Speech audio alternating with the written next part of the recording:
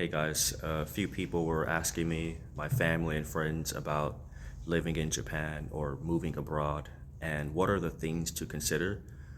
So I'd say there's five things I always consider before I move to another country.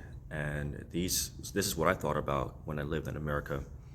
The first thing is the laws. So I want to make sure that I follow the law. I want to make sure that I know the legal process and to make sure I don't make any mistakes that are unnecessary.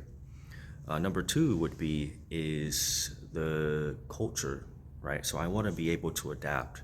I want to be able to connect with people, make friends, and I want to be a part of society and be a good member of society. So the laws and culture are two very important things. The third thing I think about is the GDP per capita. So I'm not talking about the overall GDP. Again, GDP doesn't really necessarily mean that your quality of life will be A or B. What I mean in GDP per capita is what is the quality of life? What is the average income? The price, the standard of living based on each individual person. You know, so I look at the GDP per capita. Those are the most important things that I assess. I look at safety. So what is the safety? Like what areas are safe? What areas are dangerous? Where to go? Where not to go? The basic questions. And overall, I did my research and I know that Japan, of course, is a very safe, peaceful country.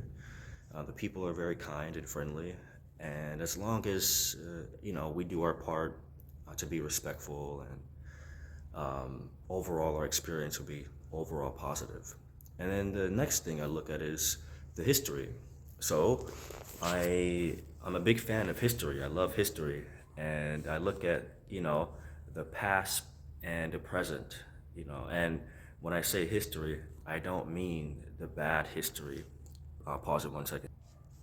What I mean by history is I look at the history of Japan, such as the emperors, the leaders, the culture of samurai, the culture of, you know, of clothing style. I look at the economy of the past. I did a lot of research on Okinawa and Hokkaido. I did lots of research on the history, for example, the Jomon period and the Yayoi, and I learned so much. So I look at history because it says a lot about the present, and history corresponds with the culture of today. So looking at the history, I can look at and see, this is what the future of Japan would be like, right? This is the overall mindset. This is the overall mentality of Japan as a general collective, right? Based on the history of Japan. So that's a very important thing. And by knowing the history, I can understand people more. I can understand people better. I can connect with people in a better way than I would if I hadn't known the history. Another thing that I look at is I look at the overall healthcare system. So here in Japan, we have the national health insurance, which we are all required by law to pay. And we're all required by law to be a part of, which is a really good system that helps us in terms of in case if there's an emergency or if there's ever a situation that would need it. So in America, it's not mandatory to have health insurance, but it can be very dangerous because if there's an emergency and we need help, and if there's no health insurance, that could be a big bill to pay, and most Americans can't afford it. So overall, the healthcare cost and the healthcare service in Japan is really good. It's not perfect, but it's really good. The dental care in Japan is really good. One thing to keep in mind is that the health, or I'm sorry, I apologize. I meant to say the medications may not have the same dosage amount. So there's a lower or weaker dosage compared to the USA. Whereas if you take Tylenol in the USA or whatever medication, if you have a cold or a sickness, there's going to be a higher dosage, a higher amount of the medication that the person will be required to take. one second. Oh, I thought that was my professor. But yeah, so those are things that I look at, things I think about. Um, what else? I look at the overall, community. I look at, what is the communities like in Japan? How do people get engaged? How do people meet people? How do people make friends? How do you get out there? So I just don't go into a new country blinded. I learn first before I go in. So those are things I look at. And like I said before, GDP per capita, it's based on every individual, right? So when I talk about the price in Japan, the price is much more lower. However, it really depends on your income. So just because I say it's lower, or maybe if you look at my life, it won't be really good because your income and your situation may be different from mine. You might have more money or less money, or you might have higher expenses or lower expenses. So for me, the price is much more better compared to the USA in terms of my, what I buy with the equivalent, such as food, cost of utilities, the cost of rent, the cost of transportation, the cost of clothing. So it's much more lower for me, while my income is a little bit more higher than it is in the USA, because I always keep my expenses very low. So low expenses, higher income, lower price, that equals to a really, really good setup, a really, really good way of living. So those are things I thought about, and that's the thing that I do. So it made it very easy for me when I came into Japan.